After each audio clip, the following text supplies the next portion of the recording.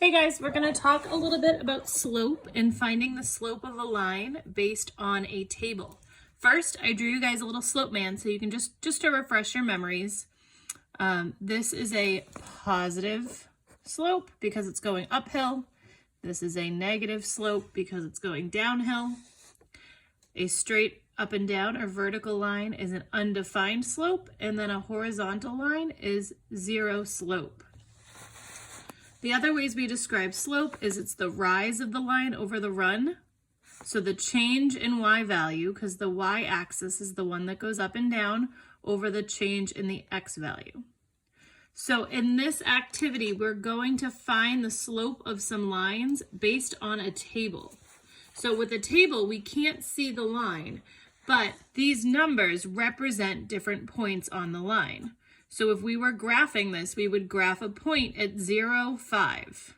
We would graph a point at 1, 8, and etc. for all of these.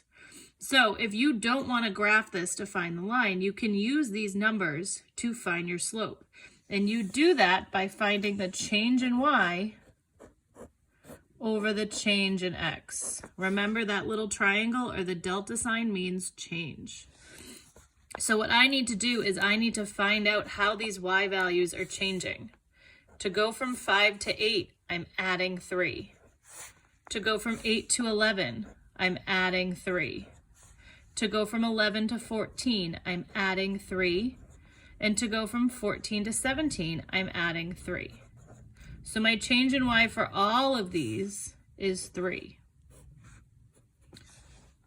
So now I need to find my change in x. How are these x values changing? To go from 0 to 1, I'm adding 1. To go from 1 to 2, I'm adding 1, sorry. To go from 2 to 3, I'm adding 1. 3 to 4, I'm adding 1. So my change in x values is positive 1. So my slope would be 3 over 1. Remember, you can leave it as a fraction, but the fraction has to be simplified. And 3 over 1 simplifies to 3. So the slope of the line that is made by these numbers is 3.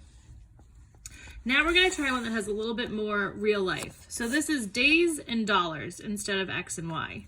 So each day, how much money he had. So on day 1, he had $5. On day 2, he had $10. On day 3, he had 15. On day 4, he had 20. If we graphed the line, what would the slope be? So again, you're going to find the change in y over the change in x. So my y values go up by 5 each time. 5 to 10 is plus 5. 10 to 15 is plus 5. 15 to 20 is plus 5. Now my days is going up by 1 each time. Plus 1, plus 1, 3 to 4 is plus 1. So my change in y is 5. My change in x is 1. And this simplifies to 5 wholes.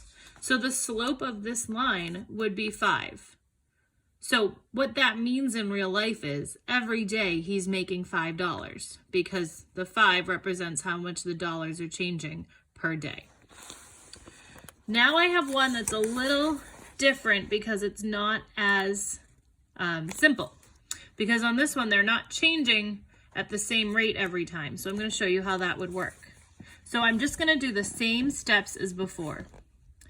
10 to 0, I'm adding 10. I'm sorry, negative 10 to 0, I'm adding 10. 0 to 12, I'm adding 12. 12 to 16, I'm adding 4. So it's not going up at the same rate every time, but if I were to graph these points, it would still make a line.